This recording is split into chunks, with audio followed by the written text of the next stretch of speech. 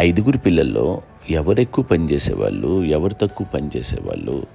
ఏ పని చేయనండి, చేసేవాడు కదా అని అన్నయ్య చేసేవాడు, అన్ని పనులు అన్నయ్య చేసేవాడు. ఇక మా చిన్న చెల్లి పెద్ద చెల్లి ఎక్కువ చేసేది.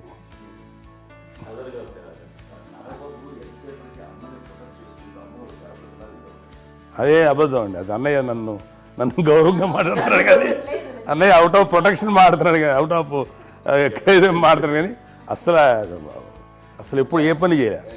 లేదు నిజే ప్రామిస్ అండి, ఏ పని చేసేవాడు కాదు. మా ఇద్దరికి మధ్యలో పాపం అన్నయ్య చాలా పని చేసేవాడు. ఎంత పని చేసేవాడు, నేను ఇచ్చిన తర్వాత మళ్ళీ నాకు ఏదైనా చిన్న పని చెప్తే అది కూడా నువ్వే చేయనివ్వండి. ఆ కోపం వచ్చి ఒకడు కొట్టేవాడు, కొడితే కోపం వచ్చేది తప్ప నేను వెళ్ళేవాడిని కాదు. అమ్మకి ఎప్పుడు ఏంటంటే ఇదే పని చేయడని, అంతే. నిజంగా ఏ పని చేసేవాడు కాదు. అవునా? లేదు లేదు లేదు మహాప్రేమ.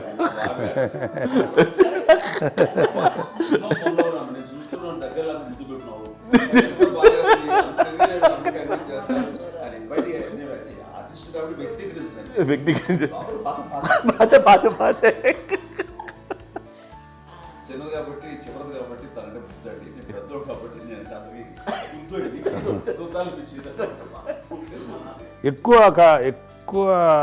కష్టపడింది కానీ మా నాన్నగారి చేతిలో ఎక్కువ అంటే నాన్న బాగా కోపం ఎక్కువ అనుమానించింది కానీ అన్నయ్య పాపం బాగా దొరికేసేవాడు పాపం. ఒకసారి అంటే మరి మాకే ఏంటి ఇంత దారుణంగా ఉంది నాన్న మీద కోపం వచ్చేది నాకు. నాన్న మీద కోపం వచ్చేది, నాన్న చేసి బాధ అనిపించేది.